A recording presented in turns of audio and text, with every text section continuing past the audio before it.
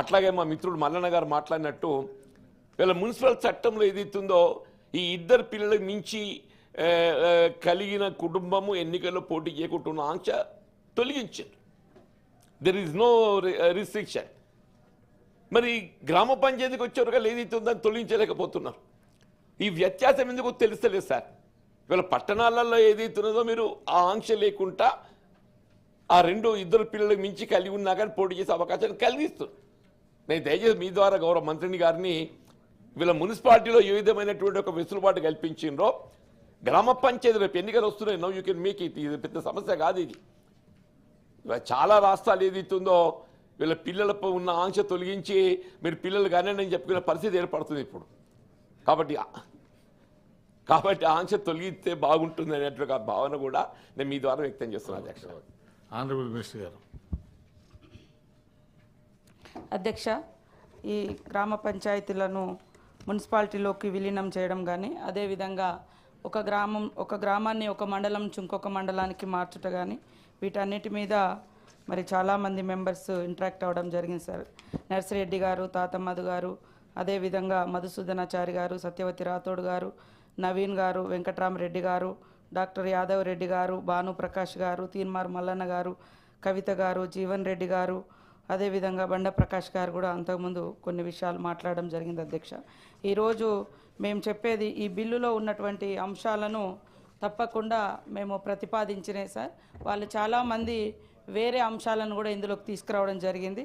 ఖచ్చితంగా మరి సభలో లేనటువంటి ఈ బిల్లులో లేనటువంటి అంశాలను కూడా తీసుకొచ్చారు కాబట్టి వాటిని కూడా మరి వేరే రూపంలో తీసుకొని పరిశీలిస్తామని తెలియజేస్తూ, అదేవిధంగా కొంత గ్రామ పంచాయతీలు కానీ కొత్తగా మరి మండలాల ఏర్పాట్ల గురించి అటు నుంచి ఇటు నుంచి అటు కూడా అడిగినరు. సరే, ఇప్పుడు స్థానిక సంస్థల కాలపరిమితి అయిపోయింది కాబట్టి చేసుకోవడానికి కూడా వీలుంది సార్. తప్పకుండా వాళ్ళు వేరే ఫామ్లో మాకు రిప్రజెంటేషన్స్ ఇస్తే మరి గ్రామాలు మార్చుడు కానీ లేదా మండలాలు అటు ఇటు మార్చుడు కానీ చేయడం జరుగుతుందని తెలియజేస్తూ ఉన్నాం అధ్యక్ష. అదేవిధంగా తాతమ్మధు గారు పాల్వంచ, కొత్తగూడెం షెడ్యూల్ గ్రామాలు ఉన్నాయి, వాటి పట్ల జాగ్రత్తగా వ్యవహరించండి అని చెప్పడం జరిగింది. దాన్ని దృష్టిలో పెట్టుకొని ఈరోజు అక్కడి నుంచి వచ్చినటువంటి ప్రతిపాదనలు పట్టుకొని మరి నర్సంపేట మున్సిపాలిటీలో ఉన్నటువంటి రాజ్పేట ఏదైతే ఉందో 1950s వాస్తవానికి కొంత ఆ చట్టాల గురించి కూడా అవగాహన ఉండాలి. అటవీ ప్రాంతాలలో అప్పుడు రాష్ట్రపతి ఉత్తర్వుల మేరకు ఆదివాసీ ప్రాంతాలు ప్రధానంగా ఆదిలాబాద్ నుంచి అచ్చంపేట ఇటన్ని కొన్ని షెడ్యూల్ ఏరియాలుగా గుర్తించడం జరిగింది. ఆ చట్టం మారుతూ 170గా మళ్ళీ 70sలో దాన్ని మార్చడం జరిగింది. అది షెడ్యూల్ ఏరియాలుగా రాష్ట్రపతి ఉత్తర్వుల మేరకు గుర్తించబడ్డటువంటి గ్రామాలు. తర్వాత సిటీస్ అయినాయి, రోడ్స్ వచ్చినాయి, పెద్ద పెద్ద పట్టణాలు అయినాయి, మున్సిపాలిటీలు అయినాయి, అవన్నీ మారుతున్నాయి. సరే, మారుతున్న పరిస్థితులకు అనుగుణంగా అక్కడ ఉండేటువంటి ప్రజల యొక్క హక్కులను మరి వాళ్ళ యొక్క అవసరాలను అన్నీ దృష్టిలో పెట్టుకొని ఫర్దర్గా గవర్నమెంట్స్ నిర్ణయం అది సెంట్రల్ దాకా పోవాల్సినటువంటి అంశాలు ఉన్నాయి సార్. కాబట్టి వారు తాతమ్మధు గారు చెప్పినట్టుగా అక్కడ మీరు చెప్పినటువంటి షెడ్యూల్ గ్రామాల పరిధిని దృష్టిలో పెట్టుకొని మరి చేయడం జరిగింది. ఏమన్నా అబ్జెక్షన్స్ ఉన్నా కూడా మార్చుకోవడానికి కూడా ఇబ్బంది ఏం లేదు సార్. అదేవిధంగా మధుసూదనాచారి గారు కూడా పొలిటికల్ రిప్రజెంటేషన్స్ గురించి మాట్లాడారు. మీరు చాలా సందర్భాల్లో గత ప్రభుత్వము మేము చాలా మున్సిపాలిటీలు చేసినామని చాలా గ్లోరిఫై చేసి చెప్పారు సార్. దాంతో ప్రతి ఒక్క చిన్న గ్రామ పంచాయతీ కూడా మాకు మున్సిపాలిటీ కావాలనే డిమాండ్ పెరిగింది సార్. వాస్తవానికి దాని సాధక బాధకాలు తర్వాత వస్తున్నాయి. నాకు కూడా ములుగు మున్సిపాలిటీ కావాలన్నప్పుడు గతంలో కూడా ఈ బిల్లు పెట్టడం జరిగింది. అది గవర్నర్ గారు ఆమోదించలేదు ములుగు. తర్వాత మళ్ళీ కొత్తగా మేము మళ్ళీ పెట్టడం జరిగింది. అది ప్రజల యొక్క ఆకాంక్ష. మున్సిపాలిటీలు అయితే చాలా డెవలప్ అవుతుంది అనేది మీరు చెప్పినటువంటిది. ఇప్పుడు వాస్తవానికి ఎన్ఆర్ఈ చేసి పోతుంది, ఇతరత పోతున్నాయి. కానీ మేము ఇయ్యము అంటే అది ఒక రకమైనటువంటి ఫీలింగ్. అదేవిధంగా ములుగు కూడా నాన్ షెడ్యూల్ ఏరియాలో ఉంది సార్, ములుగు టౌన్. కాబట్టి అది మాకు సాధ్యమవుతుంది. దాంట్లో కలిపే ఊర్లు కానీ అవి కానీ నాన్ షెడ్యూల్ ఉంది కాబట్టి చేయడం జరుగుతూ ఉంది. అయితే పొలిటికల్గా అన్నప్పుడు ఖచ్చితంగా వాళ్ళు కార్పొరేషన్ మెంబర్సో కౌన్సిలర్సో ఎన్నిక చేయబడతారు కాబట్టి అక్కడ ఉండేటువంటి ప్రతిపాదనల మేరకే ఇది చేస్తూ ఉన్నాం. 2018 పంచాయతీరాజ్ యాక్ట్లో గ్రామ పంచాయతీ తీర్మానం అవసరం లేదన్నట్టుగానే ఆ చట్టం చెప్తుంది. కాబట్టి అక్కడ పబ్లిక్ ఇచ్చినటువంటి రిప్రజెంటేషన్స్ ఆధారంగా కలెక్టర్స్ పంపినటువంటి ప్రతిపాదనల ఆధారంగానే మేము మున్సిపాలిటీకి మా గ్రామాలను మరి చేర్చడం కానీ లేదా ఇప్పుడు నాది కూడా ఉంది సార్. నా ములుగులో ఏమైందంటే ములుగు కాన్స్టిట్యున్సీలో ఒక 5 గ్రామాలు ఉన్నాయి. వెంకటాపురం మండలం ఓల్డ్, అది పోలీస్ స్టేషన్కి వచ్చేసరికేమో వెంకటాపురం ములుగు కాన్స్టిట్యున్సీకి వస్తుంది. ఆ 5 గ్రామాలు పోయి భూపాలపల్లి జిల్లాలో కలిపారు. ఎమ్మెల్యేకి ఎంపీకేమో మాకు ఓట్లు వేస్తున్నారు, ఎంపీపీకి జెడ్పీటీసీకేమో భూపాలపల్లికి మండలానికి వేస్తున్నారు.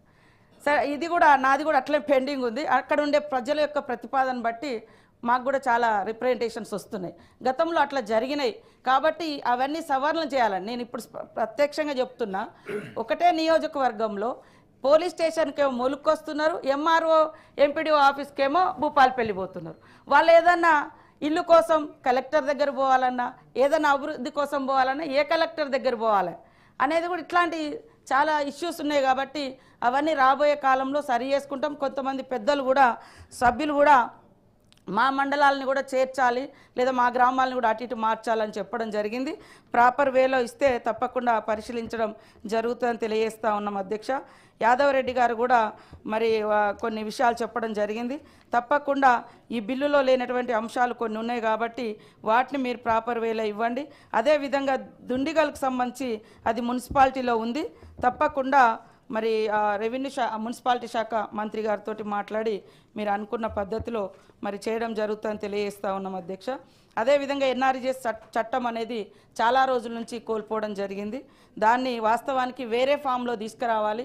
చాలా మారుమూల గ్రామాలు మున్సిపాలిటీస్ అయినాయి కానీ వాళ్ళకు ఉపాధి లేకుండా పోతుంది. కాబట్టి నేను మొన్ననే శ్రీధర్ బాబు గారితో కూడా నాకు ములుగవుతున్నందుకు సంతోషం ఉంది, బట్ చాలామంది పేదలు ఉన్నారు, వాళ్ళకి ఏంటిది ఉపాధి ఏదన్నా ఆలోచించాలని కూడా మేము మాట్లాడుకోవడం జరిగింది సార్. తప్పకుండా అది కూడా చేస్తాం సార్.